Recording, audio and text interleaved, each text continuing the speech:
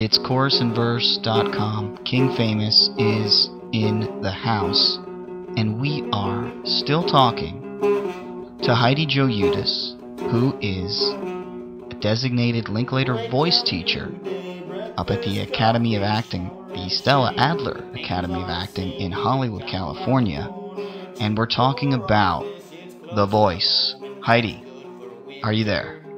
I am. Hello again. Hi.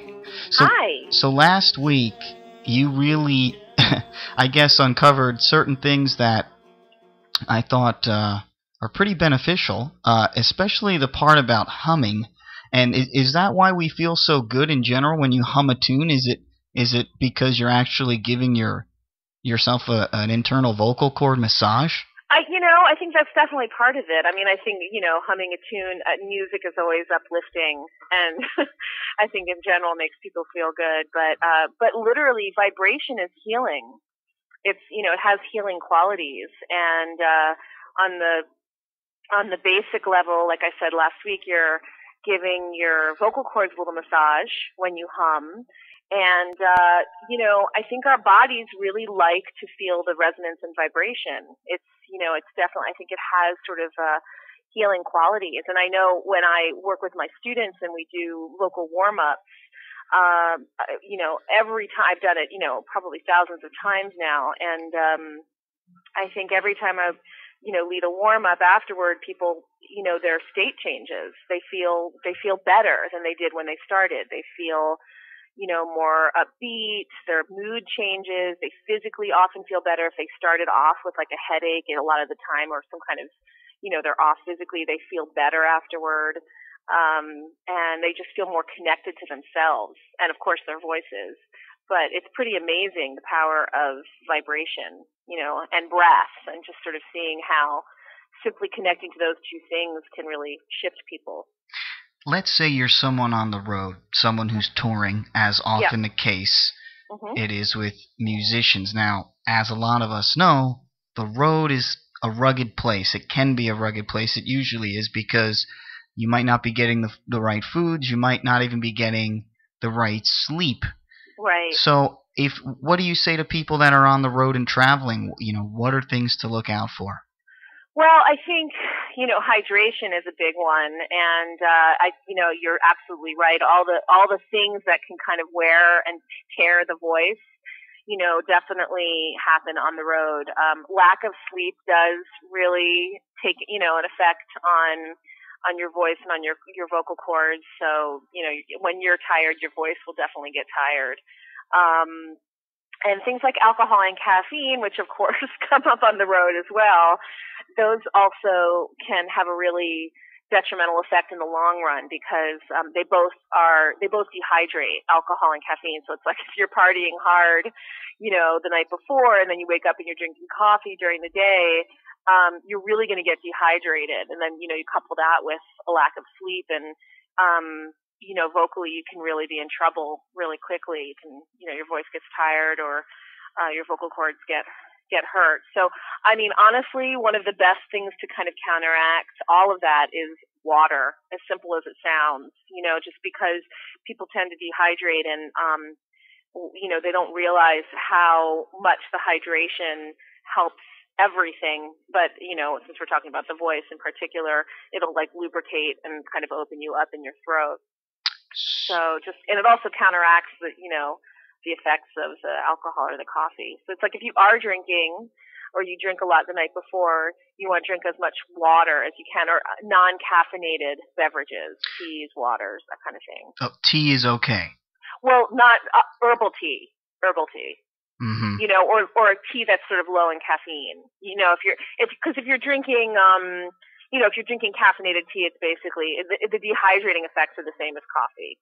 It's not quite as acidic as coffee, but it's still going to dehydrate you. So water, any kind of herbal tea, peppermint, chamomile, anything herbal, you can get there's so many different kinds now.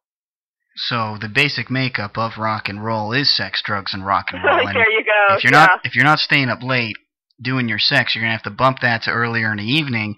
What about drugs though? What about there's tons of recreational drugs out there. Is Yeah. there a lot of research been done about the effects of drugs, recreational drugs, or even some of the harder stuff having an effect on the voice? Well, I think, I'm sure, you could research it and get into a lot more detail, but, you take things like, marijuana. I mean, obviously, if you're smoking it, like, just like cigarettes, I mean, marijuana, it's not going to have like the tar and the nicotine, but you're still, if you're smoking it, you're still going to have the burning effect, on your throat. And of course, that's going to have an effect on your voice. I mean, anything you smoke is really harmful, especially in the long run. A lot of the time, you can feel it in the short run from day to day, but like, over time, it really will affect the quality of your voice, the range of your voice, your ability to breathe, all of that. So, I mean, that's like is a really common recreational drug. As far as other drugs, I think, it's probably just in terms, if you just think about the wear and tear on your body in general, like anything. I mean, if you're doing drugs and they're kind of wearing your body down, they're probably having an effect on your vocal cords and your voice. So, like I said, you could probably research it with a little more detail, but I think it's just a matter of, general sense in terms of doing your best to sort of counteract or take care of yourself in other ways. Right. I think I'm a believer in moderation, Sure. So, I mean, I'm not going to, really make any major comments on the drug front, but, in terms of like, whatever, alcohol, coffee, Right. All that kind of stuff. I always say to my students, you don't have to like not do those things. Just don't do them before a big show. Right. Don't go and drink 6 cups of coffee like the night, right before you're going on stage or whatever, or, just do it in moderation. Exactly. So you could still have the drugs in rock and roll. Yeah, there you go. Sure. Well, I guess longevity is the key, and it's no secret that there are some musical performers out there and other types of performers that do get themselves involved too heavily, and obviously the career is cut short for whatever reason. But then there's also the other side of it, where the musicians that have the longer careers and the artists that have the longer careers, they've kind of taken care of their voice, and taken care of themselves. Yeah, you see that. You do. You definitely see that. I don't know. I guess people have different constitutions. Some people can really wreck themselves for years and somehow still manage to do their job. But I think for the most of the time, that's not going to be the case.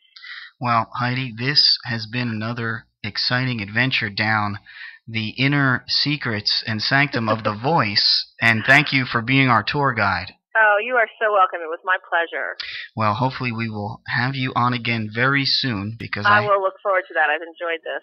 Thank you, Heidi. Oh, you're so welcome. That was Heidi Jo Yudis, designated Linklater voice teacher up at the Stella Adler Academy of Acting here in Hollywood.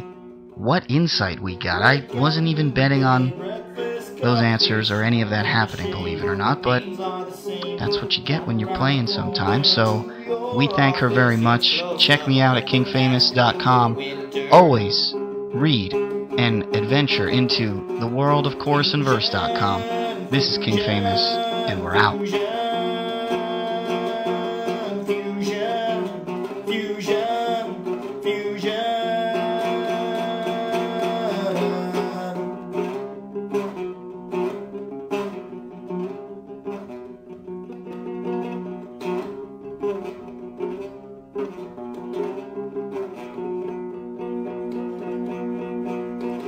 Mom, genius, your ideas meaningless. Grab another 6-pack, swing it on back.